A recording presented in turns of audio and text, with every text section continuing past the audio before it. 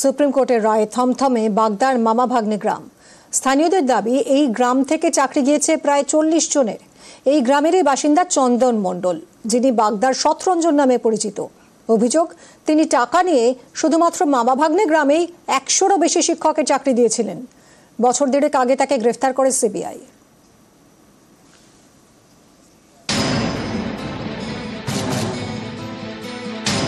উত্তর 24 পরগনার বাগদা, এখানেই মামা ভাগ্নে গ্রামে মাস্টার পাড়া। সুপ্রিম কোর্টের রায়ের পর থমথমে গোটা এলাকা। হাইকোর্টের রায় বহাল রেখেছে সুপ্রিম কোর্ট। বাতিল হয়ে গিয়েছে 2016 সালের এসএসসির পুরো প্যানেল। চাকরি গিয়েছে প্রায় 26,000 শিক্ষক এবং অশিক্ষক কর্মীর। এতেই মামা ভাগ্নের গ্রামের মাস্টার পাড়া থমথমে। স্থানীয়দের দাবি, এই গ্রাম থেকেই প্রায় 40 জনের চাকরি গিয়েছে।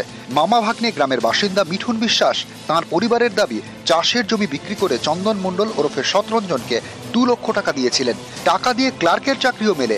এদিন সুপ্রিম রায় সেই চাকরি বাতিল। বাড়িতে এখন সবাই নিঃশব্দ।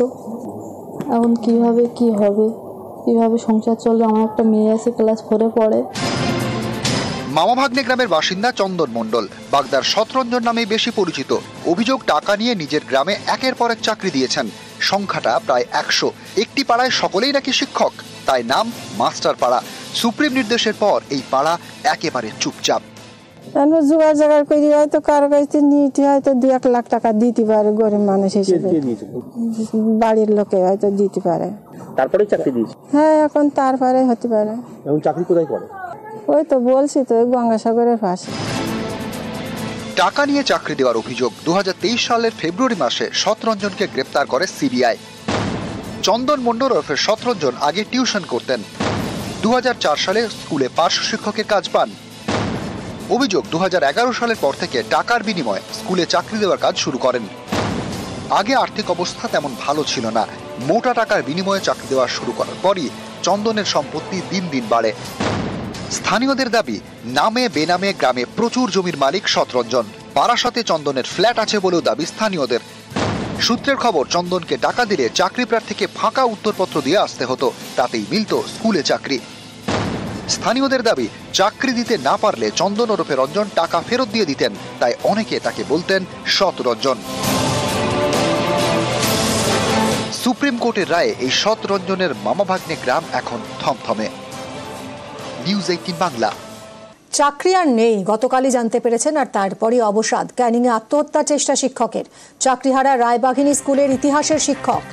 চাকরি যেতেই পাওনাদারদের চাপ, আর সেই চাপে বোধহয় সহ্য করতে পারেননি। কথা বলবো অনুপ আমাদের প্রতিনিধির সঙ্গে। অনুপ, দেখো, গতকাল রাতেই কিন্তু ক্যানিং রায়বাঘিনী স্কুলের এক শিক্ষিকা এই যে গতকাল চাকরি খোয়া যাওয়ায় তিনি কিন্তু সেই ঘটনায় মানসিক অবসাদে ভেঙে পড়েন। এরপরে তিনি বাড়ি করার জন্য কিছু টাকা লোন নেন এবং অনেক মানুষের কাছ থেকে কিছু ধার দেওয়া করেন বলে এমনই জানার পরিবার। সেই চাকরি চলে যাওয়ায় গতকালকে কিন্তু তারকে কিন্তু বিভিন্নভাবে মানসিক অত্যাচার করে বলে এমনই জানায় তার পরিবার। সেই অত্যাচার সহ্য করতে না পেরে কিন্তু গতকাল সে আত্মহত্যার চেষ্টা করে। এরপর পরিবারের লোকজন তাকে উদ্ধার করে ক্যানিং মহকুমা হাসপাতালে নিয়ে আসে। ক্যানিং মহকুমা হাসপাতালে সেখানে তাকে ভর্তি রেখে চিকিৎসা চলছে। তবে পরিবার সুসাইড নোটে কয়েকজনের নাম লিখেছেন এই শিক্ষক, তারা কারা? এই যে শিক্ষক, তিনি কিন্তু এই আত্মহত্যা করার আগে একটি সুসাইড নোট লিখে রেখেছেন বলে তিনি তার পরিবার জানিয়েছে। এবং যে পাওনাদাররা তার কাছে টাকা পায়, তারা যে মানসিক অত্যাচার করছে বা বিভিন্ন ভাবে তাদেরকে ডিস্টার্ব করছে বলে এমনই কিন্তু জানায়। এই ঘটনাকে সহ্য করতে না পেরেই কিন্তু আত্মহত্যার পথ বেছে নেয় বলে পরিবার এমনই জানায়। সে জানানোর পরে তাকে কিন্তু তার পরিবার হাসপাতালে রাতেই নিয়ে আসেন এবং অভিযোগ তারা জানান যে এই যে চাকরি চলে গেছে, সেই একদিকে যেমন মানসিক অবসাদ, অন্যদিকে পাওনাদারদের একটা মানসিক অবসাদের কারণে এই আত্মহত্যার পথ বেছে নেয়। তবে গুরুতর অবস্থায় তাকে ক্যানিং মহকুমা হাসপাতালে নিয়ে আসে। গতকাল রাতেই তাকে ক্যানিং মহকুমা হাসপাতালে ভর্তি রেখে চিকিৎসা চলছে। পরিবার চাইছে যে এই ঘটনা কি ঘটেছে বা এই চাকরি চলে যায়, তিনি কিন্তু যথেষ্ট মানসিক অবসাদে রয়েছেন বলে এমনই কিন্তু পরিবার জানিয়েছে। ধন্যবাদ অনুপ। রাজ্যের শিক্ষা ব্যবস্থা ধ্বংস করতে চাইছে বাম বিজেপি, পাল্টা সরব মমতা বন্দ্যোপাধ্যায়। এডুকেশন সিস্টেমটাকে কোলাপস করতে চাইছেন বিজেপি সিপিএম। একবার আপনাদের লজ্জা হলো না? সিপিএম নিজেরা বলে কি করতেন? চিরকুটে চাকরি দিতেন। গণশক্তিতে যতগুলো রিপোর্টার চাকরি করে তাদের প্রত্যেকের বউকে আপনারা চাকরি দিয়েছেন চিরকুটে। কই তার তদন্ত তো হয় না? বিজেপি রাজ্যে তো তদন্ত হয় না। হাইকোর্টে এই ভার্ডিক্টটা প্রথম দিয়েছিলেন বিজেপির একজন, যিনি এখন এমপি হয়েছেন, জাজমেন্ট জুডিশিয়ারি ছেড়ে দিয়ে বিজেপির এমপি হয়েছে। আজকে তারা কোন মুখে বড় বড় কথা বলে? তাদের দায়বদ্ধতা নেই, দায়বদ্ধতা ছিল না, এবং আমি বিশ্বাস করি এটা বিজেপি করিয়েছে এবং সিপিএম করিয়েছে। এর জবাব তারা আগামী দিন ভালোভাবে পাবেন। প্রায় 26,000 শিক্ষকের চাকরি বাতিল। 2016 সালের এসএসসির গোটা প্যানেলই বাতিল। কলকাতা হাইকোর্টের রায় বহাল রাখল সুপ্রিম কোর্ট। নির্দেশ দিল নতুন করে নিয়োগের। যারা টাকা দিয়ে চাকরি পাননি তারা এই নিয়োগ প্রক্রিয়ায় অংশ নিতে পাবেন বয়সে ছাড়।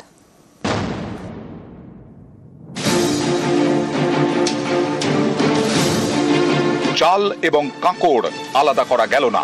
কারা যোগ্য আর কারা অযোগ্য তার তালিকা দিতে পারল না সিবিআই, তাই সকলেরই চাকরি বাতিল।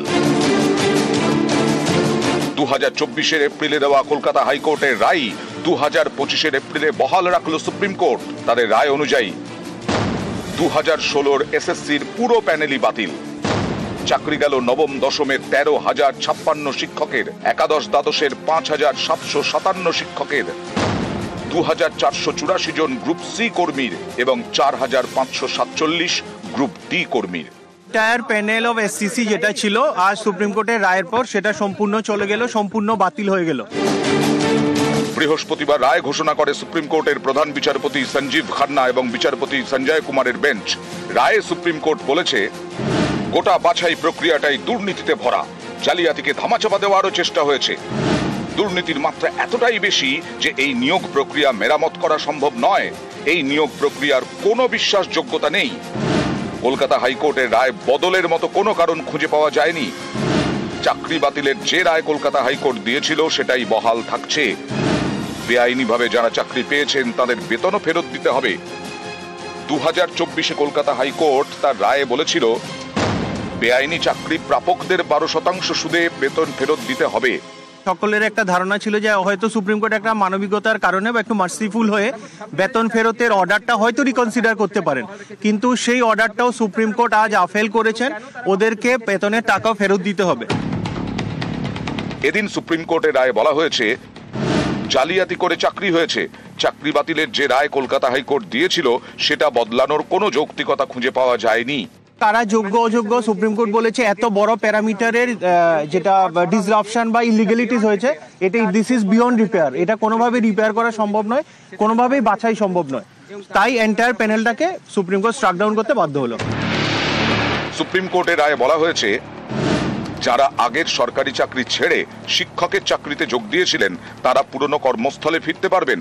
আগামী 3 মাসের মধ্যেই প্রক্রিয়া শেষ করতে হবে। এদিন সুপ্রিম কোর্ট নির্দেশ দিয়েছে, নতুন করে নিয়োগ প্রক্রিয়া শুরু করতে হবে। 2016 যোগ্যরা আবেদন করতে পারবেন, তারা বয়সে ছাড় পাবেন। যারা জালিয়াতি করে চাকরি পেয়েছেন তারা আবেদন করতে পারবেন না। রাজ্য সরকার চাইলে যে কোনো মুহূর্তে যে কোনো অ্যাপয়েন্টমেন্টের জন্য নোটিফিকেশন বের করতে পারে, তাতে সুপ্রিম কোর্টের কোনো অবজারভেশনেরও দরকার নেই। যারা টাকা দিয়ে চাকরি কেনেননি তাদেরও চাকরি গেল। সুপ্রিম কোর্টের রায় তাদের জন্য কিছুটা হলেও স্বস্তি। প্রথমত, বয়সের ছাড় পেয়ে ফের তারা পরীক্ষায় বসতে পারবেন।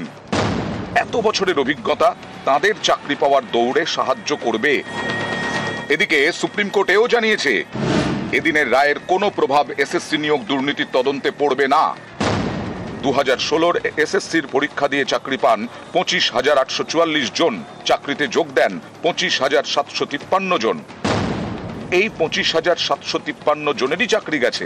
একমাত্র মানবিকতার খাতিরে চাকরি রয়েছে ক্যান্সার রোগী সোমা দাসের। এছাড়া আগের সরকারি চাকরিতে ফিরবেন 425 জন, অর্থাৎ চাকরি বাতিল হল 25,327 জনের। নিউজ 18 বাংলা।